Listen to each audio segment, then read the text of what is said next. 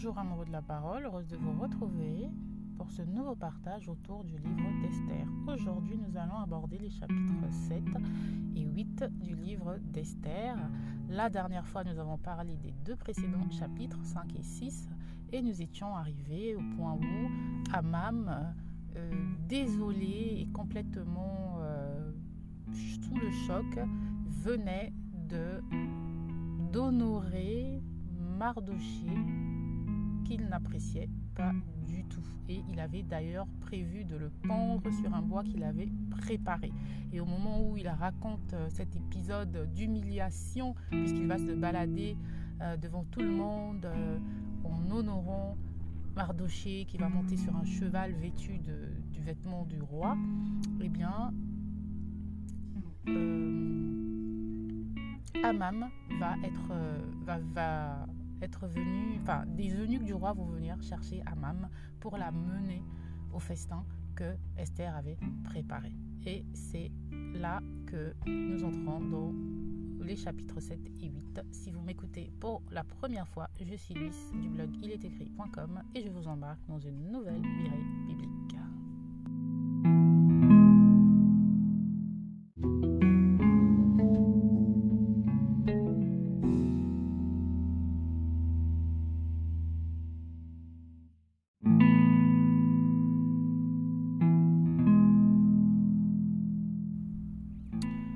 Alors, que dire de ces deux chapitres?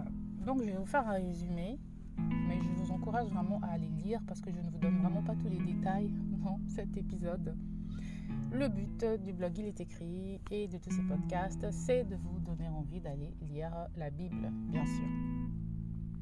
Donc, au chapitre 7, Esther, elle va révéler au roi le complot de Amam visant à exterminer le peuple juif. Donc en gros, le roi va lui demander, pendant qu'ils seront en train de festoyer, alors, qu'est-ce que tu voulais me demander au final? Et elle va lui dire, elle va lui révéler son identité, elle va lui dire en gros, je suis juive, mon peuple va être exterminé, et le roi va lui demander, mais qui donc est l'auteur de tout cela? Et elle va désigner Amam. Et c'est assez intéressant parce que on se rend compte que le roi, il a signé cet édit, mais il n'était peut-être pas conscient. Il n'était peut-être pas conscient du fait que il avait donné cet édit contre le peuple juif. Parce que le roi n'avait pas de don contre le peuple juif en lui-même. Il faisait juste confiance à Amam. Et est-ce qu'il avait eu vraiment conscience de ce qu'il avait demandé? Parce qu'il a l'air d'un roi un peu... après, c'est quand même un roi qui règne sur plusieurs nations, mais je pense que c'était quand même un roi un peu capricieux qui disait juste, faites ce que vous voulez. Et on le verra par la suite. Donc, le roi il va être indigné et il va ordonner l'exécution d'Amam.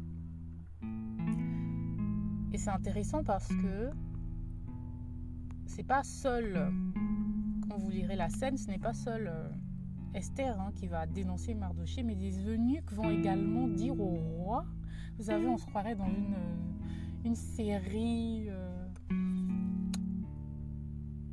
un théâtre de chez nous ou une série telenovelas, où tout d'un coup, les eunuques, ils vont dire au roi également, ils vont dire, et d'ailleurs, il a préparé un bois pour pendre dessus Mardochée.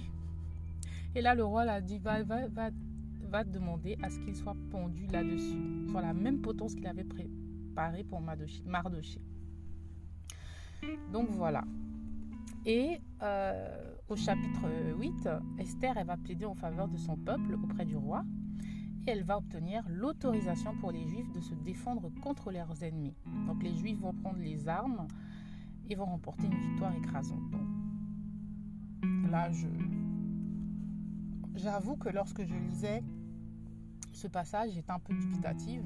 Donc non seulement, puisque un décret du roi ne peut pas être renversé, ils vont faire un autre décret, voilà.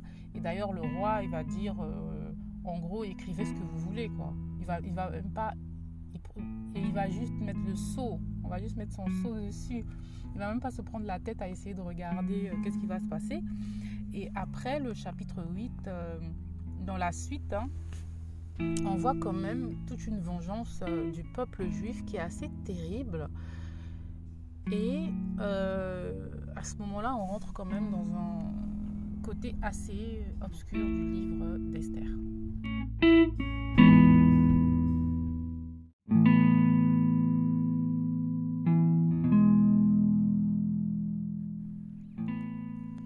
Voilà. Donc, encore une fois, dans ces deux derniers chapitres, enfin, pas dernier chapitre, avant-dernier, ces deux avant-derniers, parce qu'après on a encore le chapitre 9 et 10. Le chapitre 10 étant très court, on voit un retournement de situation et on apprend qu'au final, les Juifs vont être sauvés et en plus, ils vont pouvoir se venger. Et dans la suite des chapitres, on nous montre la vengeance du peuple juif, on va en parler la prochaine fois, et on nous montre également l'institution de la fête de Purim. Donc, on rentrera plus en détail dans la suite de l'histoire dans le prochain podcast. Donc, vous remarquerez une chose, c'est que on ne peut pas étudier ces deux une fois qu'on a lu, parce que vous aurez remarqué, vous l'avez forcément remarqué, puisque j'ai déjà lu tout le livre d'Esther, bien sûr je reviens dessus, c'est impossible pour moi de parler en chapitres, juste de parler de ces chapitres-là individuellement sans repartir vers les autres chapitres. Pourquoi ? Parce que Dieu n'a pas fait écrire la Bible en chapitres. Vous le savez sûrement déjà. Et d'ailleurs, j'ai une Bible comme ça où il n'y a ni chapitre ni verset. Les livres ont été écrits en livres. J'en ai parlé dans l'un de mes anciens podcasts que la Bible, c'est un ensemble de 66 livres et le mot biblia, c'est en fait, ça veut dire en fait bibliothèque, c'est un ensemble de livres. Et Dieu n'a pas fait écrire la Bible pour qu'on lise de chapitre en chapitre, de verset en verset. En réalité, il a écrit la Bible pour qu'on lise de livre en livre. Bien sûr, le fait qu'on ait des chapitres et des versets, ça nous permet de trouver plus facilement, de nous référer plus facilement à la Bible, parce que toutes les Bibles n'ont pas le même nombre de pages, le même numéro de pages. Donc, c'est sûr que c'est facile quand on nous dit « allez dans tel livre, tel chapitre, à partir de tel verset ». C'est super intéressant. Mais en fait, ce qu'on devrait faire, de ce que je comprends, dans les églises, c'est lorsqu'on aborde une partie de la Bible, on devrait aborder en fait tout le livre. On devrait dire même aux fidèles de lire tout un livre avant de venir juste aborder. Parce que c'est impossible de saisir la quintessence d'un message, du message d'un verset ou d'un chapitre de la Bible sans passer par les autres chapitres. Et c'est ce que nous prouve c'est ce que nous montre la lecture du livre d'Esther. Vous voyez que je suis constamment en train de me référer au précédent passage et même à la suite de l'histoire. Vous voyez ?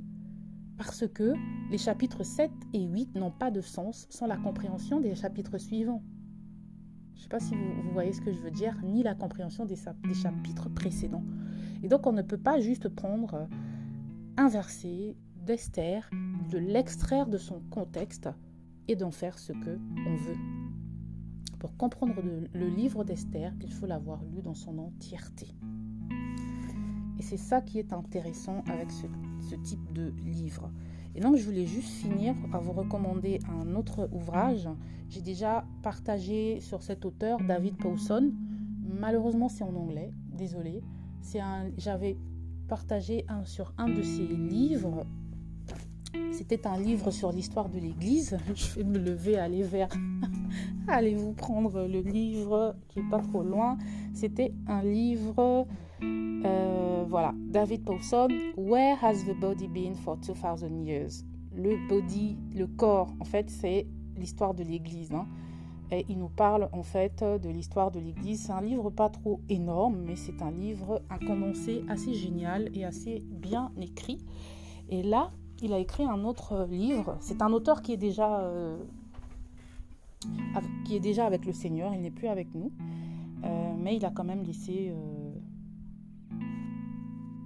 un bel héritage. Vous avez des vidéos de lui sur Internet. Je vous mettrai des liens sur sur YouTube et sur Spotify, sur les podcasts. Et il a dit, son livre s'appelle Unlocking the Bible. Voilà. Donc en gros, débloquer la Bible, ou décoder la Bible peut-être, si on peut traduire ça comme ça. Et c'est un livre qui il explique en fait comment lire la Bible comme étant un tout et pas seulement comme étant quelque chose de séparé. Voilà. Donc, par exemple, pour le livre d'Esther, c'est assez intéressant. Il vous donne des petites pépites à l'intérieur, il vous donne le contexte historique, il donne des données historiques que vous ne trouverez pas bien sûr dans la Bible, mais que sûrement vous pouvez trouver peut-être si vous faites des recherches sur Internet, mais il vous met tout. Donc ça vous permet de lire la Bible et en même temps de vous référer à son livre pour voir, parce que c'était, on va dire, moi je le considère comme un historien de la Bible, le genre de personne qui fait des recherches et tout. Donc c'est super intéressant. Unlocking the Bible de David Powson. Donc voilà, la prochaine fois on va parler des 2 derniers chapitres, le chapitre 9 et le chapitre 10 qui est vraiment très court. Pour clôturer, on va tirer les grandes lignes du livre d'Esther et je vous conseille, même si je vous ai raconté l'histoire, j'espère que je vous ai donné envie. Je ne suis pas une grande cantatrice, mais allez encore lire le livre d'Esther. C'est un livre qui nous permet d'apprendre beaucoup de choses sur nous-mêmes, sur Dieu et sur le monde. Voilà, si ce message vous a édifié, n'hésitez pas à liker, partager, pas moi, mais la parole. Ciao!